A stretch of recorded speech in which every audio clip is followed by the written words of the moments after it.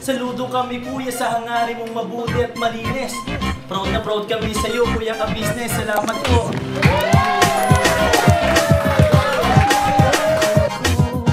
Mga ka-business, may nagpunta dito. Bakit?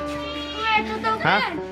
Oo, totoo to. Ay, patingin nga. Ba't kayo pumunta sa bahay? Patingin uy. Dadayo ng suntukan. Dahil suntukan? Masama yun. Ayun Dapat na. mabait ka. Papa, Tropa, dapat mabaitan tayo. TV. Saan?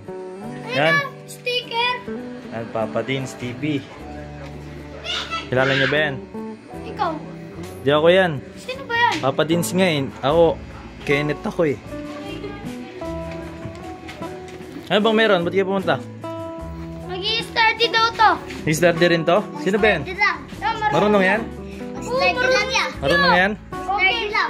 Nga, sampalan mo nga yan. Ako nun. Hindi, marunong? Oh, unahan mo na, Kero. Unahan mo lang pero. Ayun. Uy, galing ah. Uy, galing ah. Hey, Starty ball. bawal magmaratol. Ay, sorry Don. Uy, galing ah. Ball. Ano? Ay, galing ah. Uy, grabe, sisikat kayo niyan. Pag magaling kayo niyan. Pasikat. Ay, ikaw, Tol. Ikaw naman, Tol. Babarilin Ha? mo, okay? Talagang marunong. Babarilin. Ginohron. Paano yan? Sayang punta niyan. Ganito lang plato. Yan. Oh, yan. Kahit ano lang. Okay na.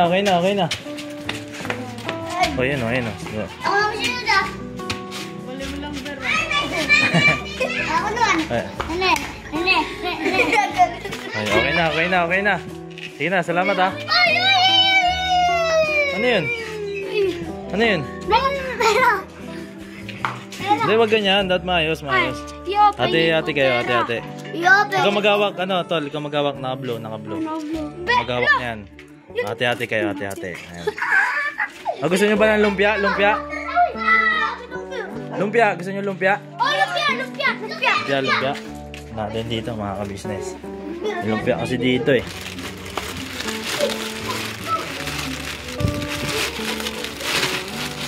Yan.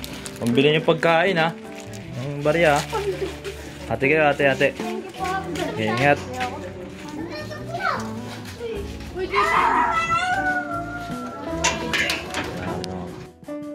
Yan po mga ka-business.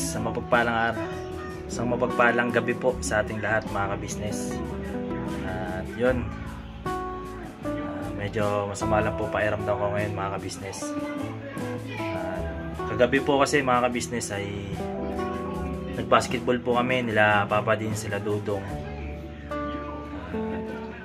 Ang ano po ako mga ka-business, tinamaan po ako dito sa di naman po sadya mga ka-business, pero yan, pero okay lang naman po, hindi naman kailangan bumawi.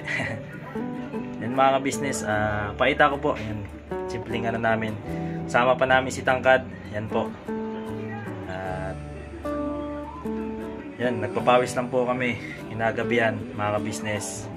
Tumutuloy yung cord. Diba rin? Dudong. Step back. Yes sir, Dudong! Yan, update ko lang po kayo mga ka-business. Hindi po tayo nakapunta kanina. At nagpaalam po tayo kay Papa Dean's. Kasi nga, medyo mabigat yung pairamdam ko kasi pagtapos po ng basketball namin, nag-volleyball po kami. At siguro dahil sa sugat na to mga ka-business ay parang medyo nanghina lang, pero minom naman na po ako ng vitamins yung binigay po sa akin ni Mrs. ka-business. At naligo po ako mga ka-business pero nagpapawisan po ako.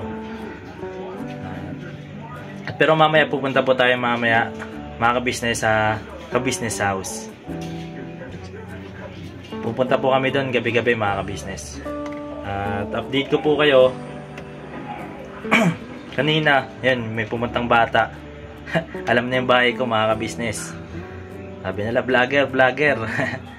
At yan, nakakatawa lang din. Pero minsan makulit na yung mga bata. At yan, lalapag ko lang po dito mga ka-business. Yan, nangangawit po ako. Ngayon mag-vlog lang po tayo saglit. All throughout na po natin mga ka-business. Diretso upload. Wala rin po tayong upload mga ka-business. Pero bukas magbablog po ako. At yun po mga ka-business, yun nga sa mga bata kanina. At kung sakaling mapanood po nila to, gusto ko rin pong ipaalam. At sa iba na rin po mga ka-business, mga kung sakaling mapanood po nila about sa mga vlogger na pag sabing vlogger ay na agad, parang naisip nila, ano natin to, malibre tayo. Yung mga bata ngayon, kaya siguro sa susunod na pagkakataon ay lang natin sila mapagsabihan ng tama. Ipaalam natin na hindi sa lahat ng pagkakataon ay ganun, no? Meron lang talagang mga ganong vlogger kasi masaya at gusto ng ibang parang lang yung win-win situation, ika nga ni kuya ka-business.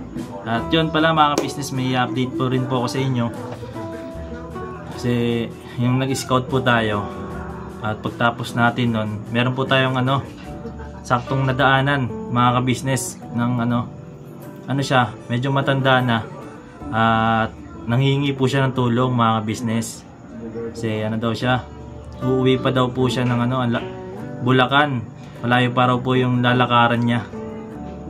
Yun nga, parang naisip ko kasi habang nag-scout ako mga ka-business, naka-off cam na po si tatay, parang naisipan kong hindi ko naman siya sinabi na mag-vlog agad ako. Kinamusta ko muna siya, sabi ko, lalayo pa po ba ng niyo tay?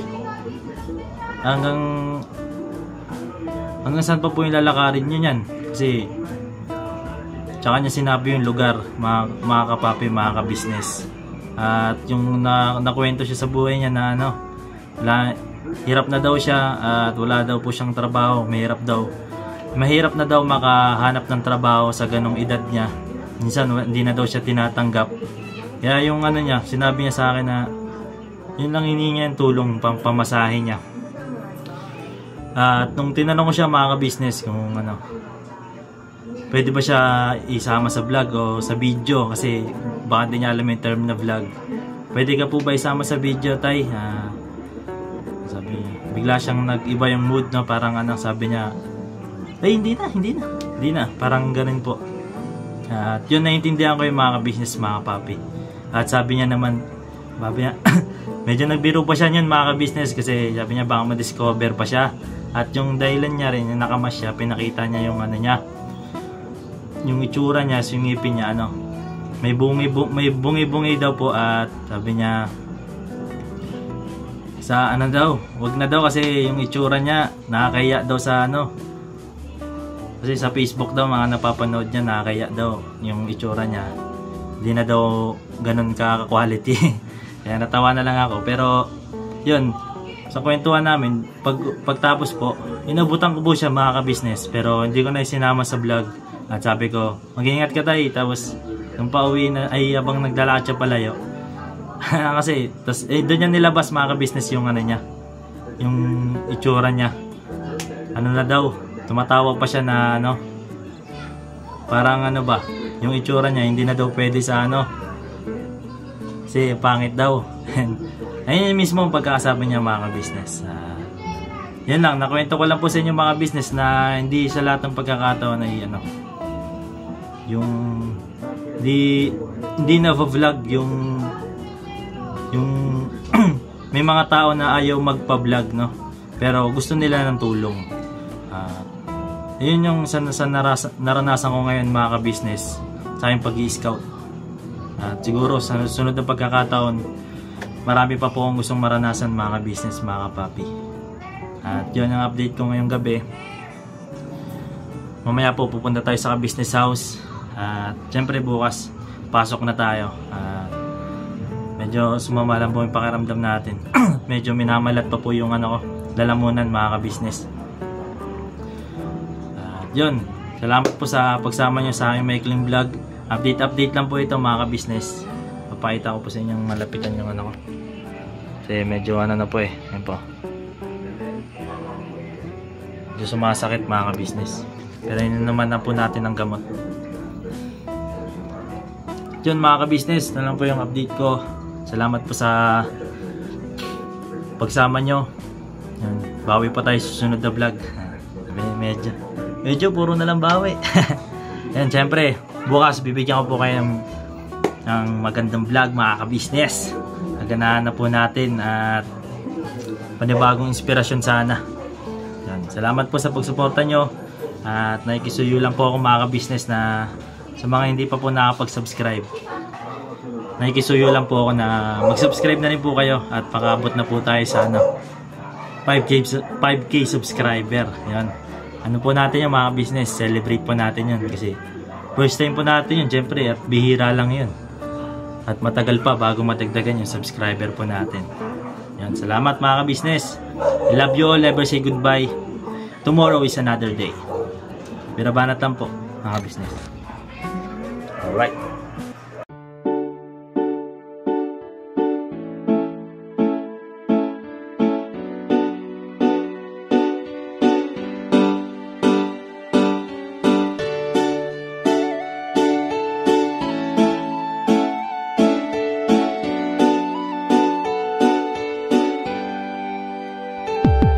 Papa Dins, ikaw ang aming dapat na tularan. Papa Dins, ikaw ang matatag na minsan di ka talagang maaasahan. Maging ang payo mo, patunay lang Papa Dins, ikaw ang idol ko Papa Dins, dapat ka sa iyong mga natulungan. Papa Dins, ikaw ang aming dapat na tularan. Talagang maaasahan. Maging ang payo mo, patunay lang Papa Dins, ikaw ang idol ko. Gusto ko lang pasalamatan mga kagaya mo. Ikaw ang dapat na tularan at iniidolo ng karamihan sa tunay na buhay na ito. Salamat sa iyo Papa Dins, ikaw ang idol ko. Ang dami mo nang natulungan at yun ay may katibayan. Aking napapanood mga nahihirapan sa buhay ay tunay na iyong sinasagip nang hindi nang hihingi ng anuman ang kapalit. Marami ka ng pinag-aral, binigyan mo ng gabay at ang hangarin lamang sila ay magtagumpay upang ang mga pangarap kanilang mabot kamay. Dito ka nagsimula at ito ang ginawang tulay. Kung anong meron ka ngayon, Pops, deserve mo yan at ang aming hiling. Ikaw ay mag number 1, ikaw ang tunay na bida ng istoryang to. Sana dumami pa ang mga kagaya mo. Papa Dins, ikaw ang aming dapat na tularan. Papa Dins, ikaw ang matatag na minsan di ka talagang maaasahan. Maging ang payo mo, patunay lang Papa Dins, ikaw ang idol ko Papa Dins, dapat ka sa iyong mga natulungan. Papa Dins, ikaw ang aming dapat na tularan. Talagang maaasahan. Maging ang payo mo, patunay lang Papa Dins, ikaw ang idol ko. Mabuting hangarin minana sa magulang ang iyong layunin nating kapwa matulungan. Mga galing sa ilalim may iyong inaangat. Kahit na ang daladalang pasan ay mabigat, hindi sapat sa iyo ang tulong na ganun na lang. Patuloy mo pa silang pinabalik-balikan, kaya marapat lang ikaw ay aming dapat kahangaan. Patunay na hindi mo sila pinapabayaan. Marami pa sa iyo ang tao na nangangailangan. Alam ko ding hangad mo na sila ay matulungan. Patuloy ka pa sanang gumawa ng kabutihan at ama na ang bahalang sa iyo ang magsukli niya. At bago matapos itong sinulat ko, gusto ko lang pasalamatan mga kagaya mo. Ikaw ang tunay na bida ng istoryang to. Patunay lang Papa Dins, ikaw ang idol ko. Papa Dins, ikaw ang aming dapat na tularan. Papa Dins, ikaw ang matatag na minsan di ka talagang maaasahan. Maging ang payo mo, patunay lang Papa Dins, ikaw ang idol ko.